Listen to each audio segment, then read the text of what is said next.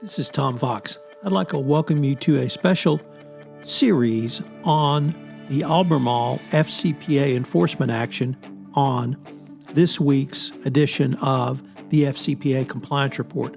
Over the next several episodes, we're going to explore the Albemarle FCPA resolution through a variety of lenses. We're going to open with Matt Kelly giving us an overview of the case. We'll follow then with Karen Moore focusing on internal controls. Christy Grant Hart is going to talk to us about the holdbacks and the significance of those. And then we're going to have some episode with lessons learned from the case. It's an interesting case, the largest FCPA case in 2023. I know you'll enjoy this special short series on the Albemarle FCPA enforcement action.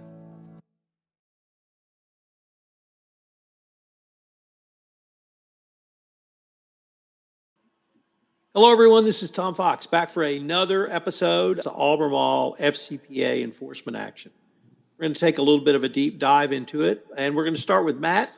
Can hopefully provide us a overview. So over to you, Mr. Kelly. Sure. So let me see if I can do this succinctly, which is not easy because this is a big and complicated case. But Albemarle is a chemicals company, and one part of their business is that they make chemicals for oil that you can put into an oil refinery to improve the refinery's operations, which means it sells to oil companies such as state-owned oil companies.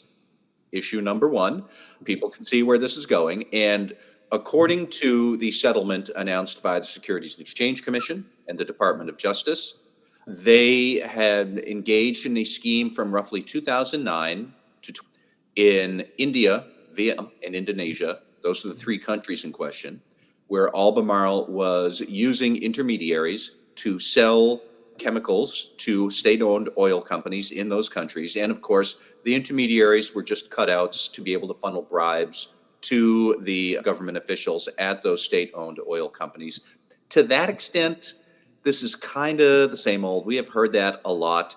One particular detail I thought was pretty funny is that the fixer, who I think was based out of Singapore or Vietnam, but this was the fixer helping to arrange business with the Vietnam oil company, was specifically told that when referring to the government official who ultimately would receive the bribes, you had to refer to him as his friend, quote unquote. And that was, you had to use the quotes, not just say my friend in Vietnam, but my friend in Vietnam, in quotes, in all email communications. So hadn't seen that happen before. But we have a couple of interesting points here that I'm sure Karen and Christy and Tom, you guys can all explore as well. One thing that I thought was interesting is we have a good glimpse of what reasonably prompt disclosure is in the eyes of the Justice Department, and more specifically, what is not reasonably prompt, because Albemarle knew about these allegations and sat on them for 16 months before disclosing the issue to the Justice Department. The DOJ says, no, that is not reasonably prompt, 16 months. On the other hand, they did win credit for withholding bonuses totaling $760,000 during the course of their internal investigation. So that led to a fine reduction. That's a positive. Yet again, on the other hand, though, the Securities and Exchange Commission called out, quote, repeated and glaring bribery-related red flags. And next time we're doing this podcast, I'm going to find a red flag to wave it from now on. But the internal audits that Albemarle did in 2013, 2015, 2016, they had identified multiple gaps in Albemarle's internal controls that were never remediated in a timely fashion. So there were some issues there. But ping-ponging back again, what was some of the good news? So the DOJ did outline a lot of remediating factors and remedial improvements that Albemarle had done to lift up its standing in the eyes of the regulators. And one thing that it did was it had begun remediation measures based on its internal investigation while the government was doing its own investigation. We'll say that again. Albemarle discovered the incidents, was doing its own investigation, started remediating while it was still investigating, was still remediating while it told Justice Department we have this issue. And then that is something that apparently the DOJ liked to see, that they started remediating even before they understood exactly where this train was going to end. And funny enough, that is something that came up in discussion at the SCCE conference, not about Albemarle specifically, but there was one session about the importance of starting remediation even before your investigation is done, because some things you're going to have to fix, regardless of whatever conclusions you might find.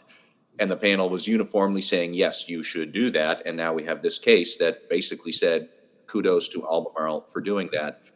And the other big remediation measure that jumped out to me was that Albemarle transformed its whole business model to reduce corruption risk by implementing a new strategy where they eliminated sales agents throughout the whole company. So there are hundreds of these third-party sales reps who are a walking red flag unto themselves. They eliminated all of that sort of structure, distributors, resellers, and whatnot. All of it went out the window and shifted to a direct sales business model, which does cut down your corruption risk because there are no third parties. You are just selling directly to the state-owned company. Still have a lot of risk, but you eliminated a level of it. We can go on from there. Ultimately, this was 118 million in fines and disgorgement. It was 103 million in disgorgement interest to the Securities and Exchange Commission, $98 million criminal penalty, and then 16.6 million in other additional forfeiture, which I am not entirely clear on what that might entail, but that all totals up to 218 point something or other million dollars. So this is the biggest FCPA settlement I think we've seen in a while, and maybe the whole year. But that's the rough outline of the case, Tom. Mr. Armstrong, do you have a question or comment for Matt? Yeah, two quick comments. First of all, I've also had an investigation over the use of quotation marks. Simple message to learn is quotes cost cash. If you've got people in your organization who put things in quotation marks and a regulator or prosecutor finds those quotation marks, you're going to be asked to explain why it's in quotes. Really easy to do using software like Relativity to find stuff in quotation marks. Regulators want you to do that in some respects. It gives them something to beat you over the head with. And then I also agree, as a general rule, I know I've been banging it on about this on these podcasts for years. Whenever you've got an investigation, you have to do the remediation work in parallel. Even if it's not something that you think that authorities know about, cure as you go and find the harm is critical.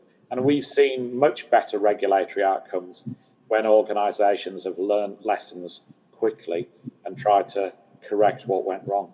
Jonathan, that's just an excellent point. It jars my memory that in the world of internal audit, this is not even a question. When you find a process that is riddled with ineffective controls, that's a mess, and you have to clean it up. But the very first thing you do is you introduce compensating controls to at least keep things together while you're figuring out how to clean up the mess. That's all that this is.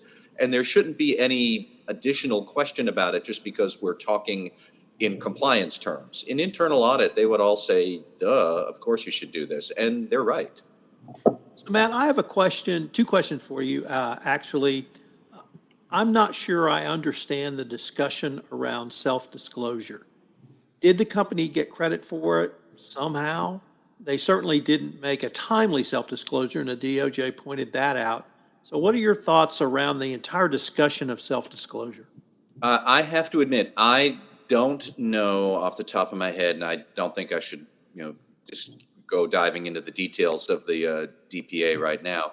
I don't know if they got any credit for self-disclosure, but I do know that DOJ dinged them for this was not a prompt voluntary self-disclosure. It was voluntary self-disclosure, but the descriptions of it that even Deputy Attorney General Lisa Monaco, she mentioned at the SCE conference when she spoke just the other day, it is supposed to be timely, voluntary self-disclosure. And sitting on something for 16 months is not timely. And so I don't know how much that deducted from the voluntary part, but they didn't like to see it.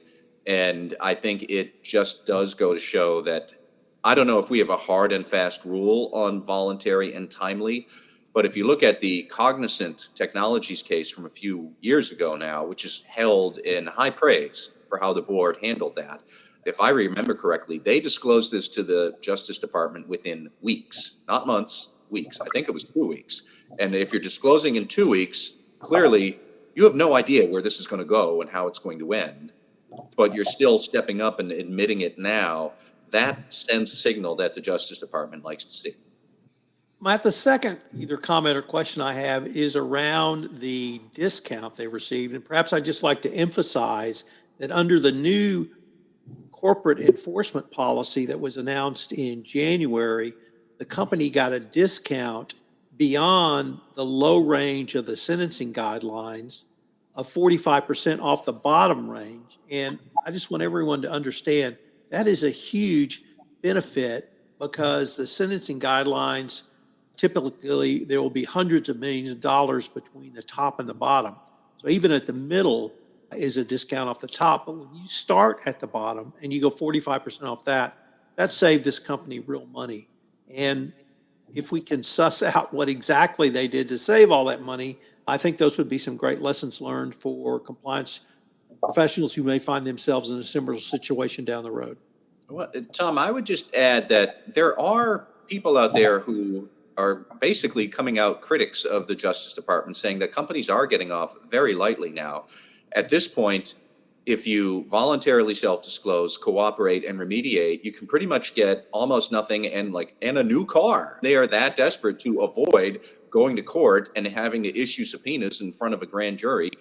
There are up there who say that the Justice Department shouldn't be afraid to bare its teeth in case companies are being jerks or are sitting on things for too long. And it's worth exploring in further podcasts some other time. This is Tom Fox again. Thank you so much for listening to this episode of the FCPA Compliance Report. If you've enjoyed this episode, I hope you'll subscribe, rate, and review wherever great podcasts are listened to. I'd like to tell you about 2 great new podcasts on the Compliance Podcast Network. Adventures in Compliance, where I look at the intersection of Sherlock Holmes, leadership, compliance, and business ethics. I'm doing all of the Sherlock Holmes stories as well as the novels. Another is Report from ECI 2023, where I interviewed speakers, guests, and participants at ECI 2023. I know you'll enjoy both of these new podcasts.